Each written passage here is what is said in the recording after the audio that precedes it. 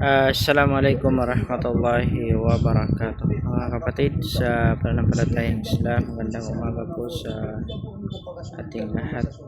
So, alhamdulillah, tayo na naman ay muling nagpapasalamat sa Allah dahil umabot na naman tayo sa araw na ito, araw ng Sunday. Napakabilis ng panahon. Dati parang katatapos lang ng 2025 at ngayon ay malapit na naman, no? Ang 2026, inshallah. Kung titingnan natin mga kapatid sa Islam, mainam sa atin bilang isang alipin ng Allah ay pintahin natin ang ating mga sarili. Kung meron ba tayong mga nagawa na mga kabutihan para sa kabilang buhay, meron tayong bang nagawang mga amalus salih na pagdating natin sa kabilang buhay ay aanihin natin doon, o mayroon tayong matatanggap na reward mula sa Allah subhanahu wa ta'ala.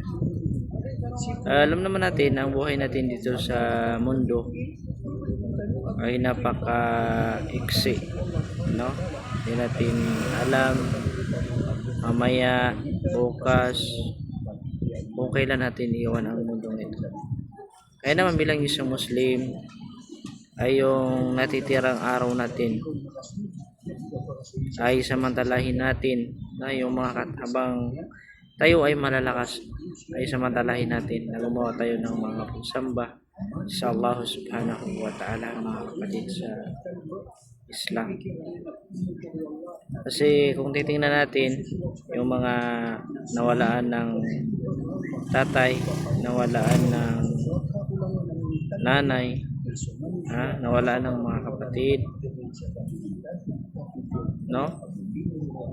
Na tayo na hindi natin alam kung kailan tayo mamamatay.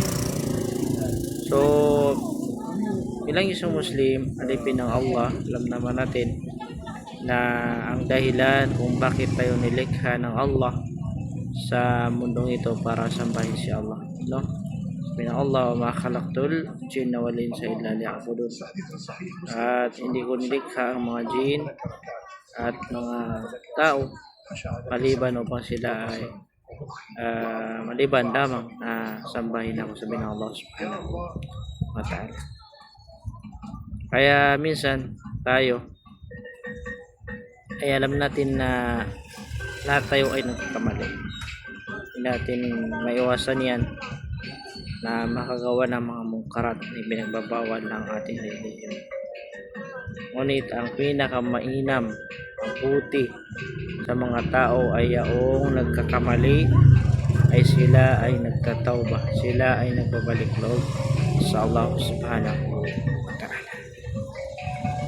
Alam nyo, ang tayo mismo, yung ating mga sarili, tayo yung nakakaalam kung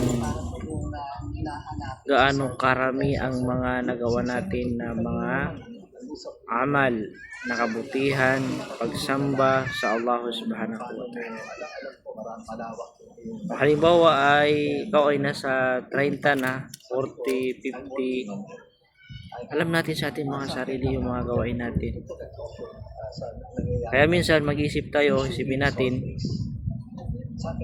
kung gaano ba karami ang nagawa natin. At kung alam natin na mas marami yung mga gawain natin na mga mungkarat, pagsuway sa Allah subhanahu wa ta'ala, ay baguhin natin yun.